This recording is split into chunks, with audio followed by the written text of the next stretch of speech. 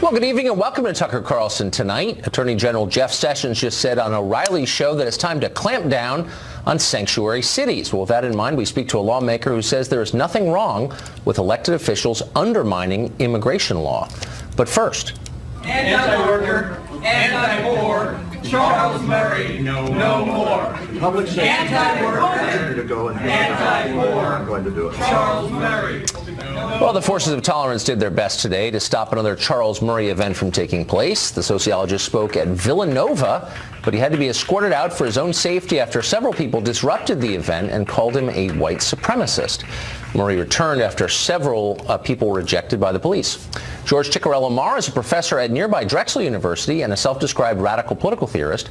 2 days ago, he urged the disruption of Murray's speech, calling on students to, quote, make this impossible. Professor Ciccariello-Maher joins us tonight from Mexico City. Professor, thanks for coming on. I wonder if you see something inconsistent with someone who teaches at a university dedicated to the idea of the open exchange of ideas, calling for ideas he disagrees with to be shut down. I think we should be clear that universities are actually spaces for rational ideas, for arguments that are based in fact and evidence. And the reality is that Charles Murray has never based his arguments in evidence or facts. He has never passed any kind of rigorous academic examination of those ideas. He doesn't publish with academic presses. Instead, he's actually had his research paid for by right-wing think tanks. They paid for him to write books like The Bell Curve.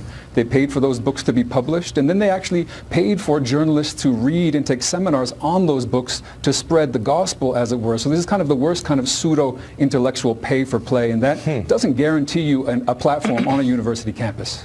So because he hasn't been published in academic journals and hasn't passed through the gauntlet of other professors assessing his work, though of course he has, because he has been an academic, but by that standard, I don't know, Plato, Aristotle, Socrates, none of them, I recall, publishing in academic journals. Is their writing also out of bounds on Drexel's campus?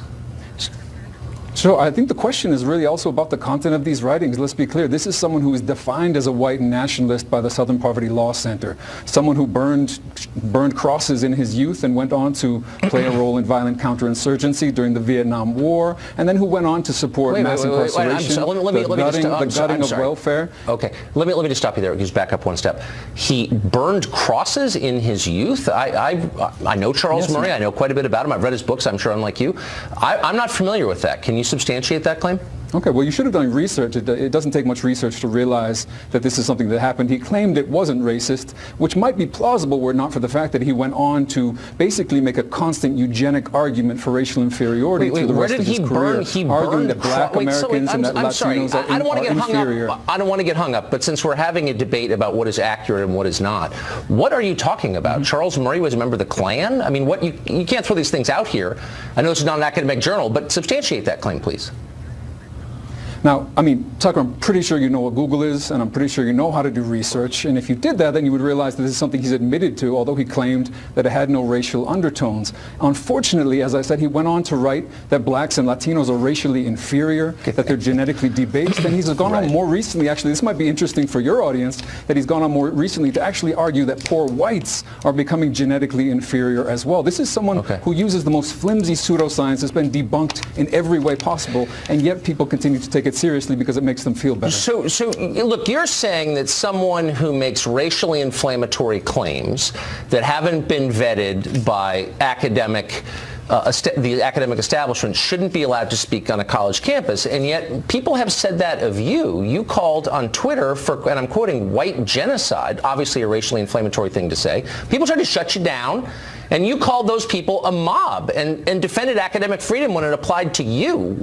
How is he more racially inflammatory than you calling for white genocide? It's interesting. I'm losing my faith. I'm really losing my faith in your ability to use Twitter. I mean, to use Google, because if you used Google, the first thing you would realize is that, of course, white genocide is not a real thing. It's a racial fantasy of the kind that Charles Murray and his ilk like to put forward. But and you when you called put forward these arguments, Twitter. I'm not saying that no one should be. I'm not saying they shouldn't be allowed on campus. I'm saying that they haven't earned any kind of platform on campus, and the free speech rights of those who are most affected by that racist hate speech comes into play. They're able to protest as they did today.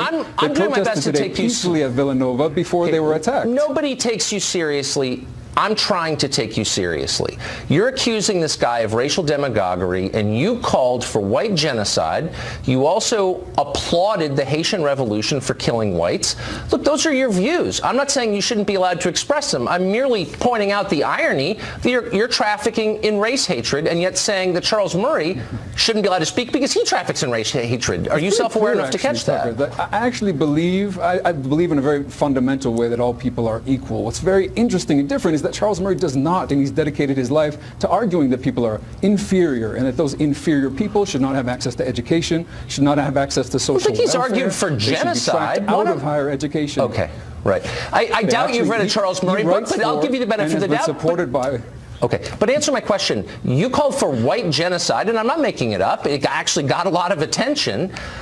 Are you going to defend that as a principled academic stand? I mean, what does that mean exactly? And I really, maybe I gave you too much credit. Maybe I thought you were too smart. Maybe I thought that you would actually do your research and figure out, for example, what is satire, what's clearly satire, what talks about an imaginary concept of white genocide, which is upheld by the likes of Steve Bannon and all these alt-right figureheads who actually think that white people in the United States are under existential threat. I do not believe that. Okay, so here's something that I don't even understand the answer, but I'm going to pass on to something you said just a couple days ago, and this is on your Twitter account. You said, some guy gave up his first-class seat for a uniformed soldier. People are thanking him. I'm trying not to vomit or yell about Mosul. Was that satire too? What does that mean? Or are you going to blame Steve Bannon for that as well? I think it's really irresponsible to blindly support, for example, wars that send off young people into combat, risk their lives, kill many others, as we've just seen in Mosul, 200 people incinerated by U.S. bombs, and to not do that in a way that expands anyone's freedom, that makes anyone less secure. The Iraq War but has you're not protected blaming anyone's freedom. the soldier. You're not blaming the policymakers. You're saying you're saying giving up a seat for a soldier in uniform made you want to vomit. You're not saying giving up a seat for the guy who made the war policy, but for the soldier, the guy who's risking his life. Why'd that make you feel like throwing up?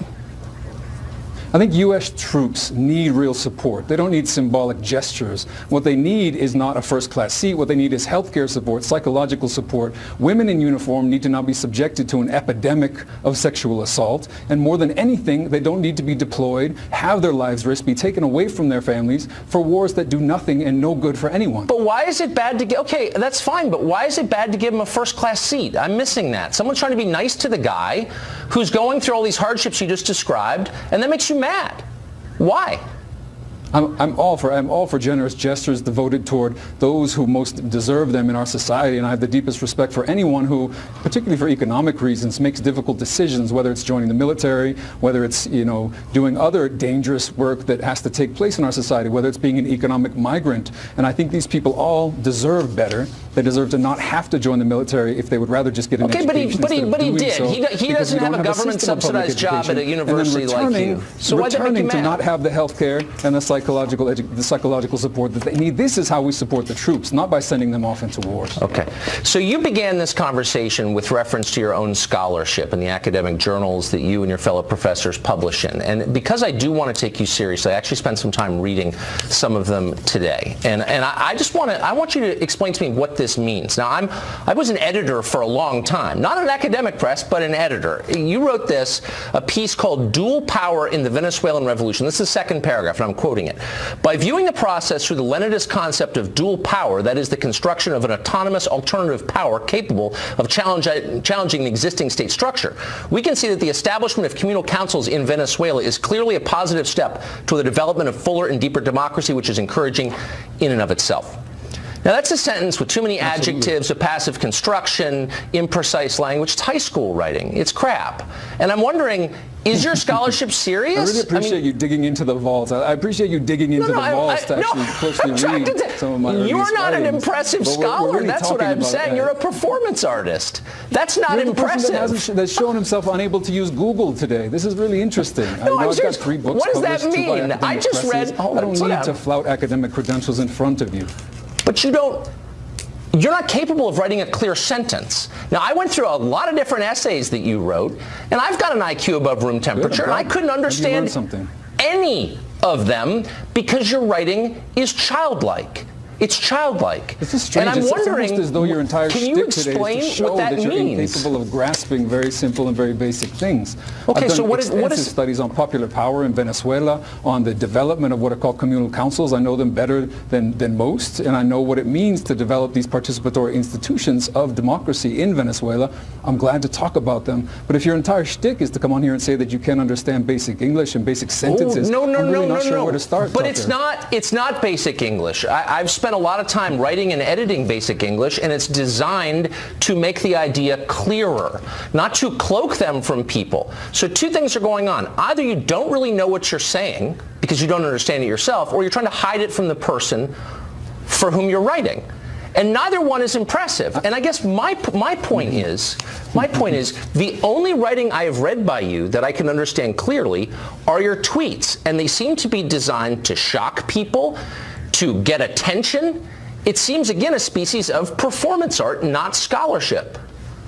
Has this occurred to you? I mean, performance art is scholarship. Let's be real about that. But you seem to be able to understand the very short pieces that I write, and yet when you sit down to try to read the longer things, you suddenly want to perform your own inability to actually read and to digest. Plenty of people have read my work, they appreciate it, and yet you're here defending someone like Charles Murray, who very few people defend, who is a I'm not defending Charles Murray. Racist. I'm defending about them. We're here talking about. I'm defending his right to say what he thinks. And I think that underpins all scholarship, is the right of people to say what they believe. We call it free speech. It's enshrined in the Bill of Rights, in the First Amendment to that bill.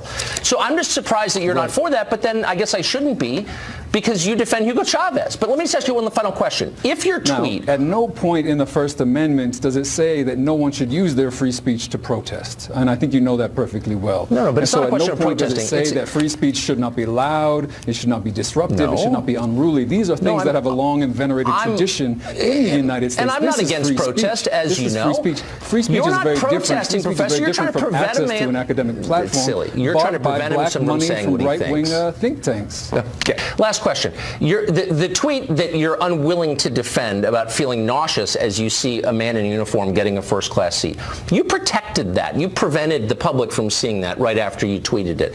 If you're proud of what you think and you can defend what you think, why did you do that?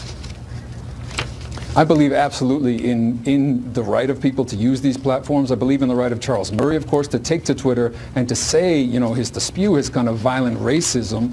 But that doesn't mean that he should be invited onto a university campus to do so. I'm sorry. I don't have a lot of time. I just want you to answer my question. Those people that he says are inferior, he says are inferior, have every right to protest to him, to take to the streets, to demand that he not be able to speak. But you're not answering my question. Their existence as human beings. You're going on racism, inferior. Okay. Yes. I got it. It's racism. Are you going to answer my question? If you don't want to recognize Charles Murray as a racist, why are you protecting your Twitter feed if you can defend your position? Why are you hiding it from the public? Sometimes you need to protect your Twitter feed when people who like to go on and on about free speech decide that it's time to violently threaten people who are using that free speech. I would not violently threaten a Charles Murray. Says the man who called for white genocide. And yet, you didn't major in irony, I can see, Professor. To go speak at Villanova, I gotta go. Absolutely absurd. Thanks for joining us tonight. Have fun in Mexico City.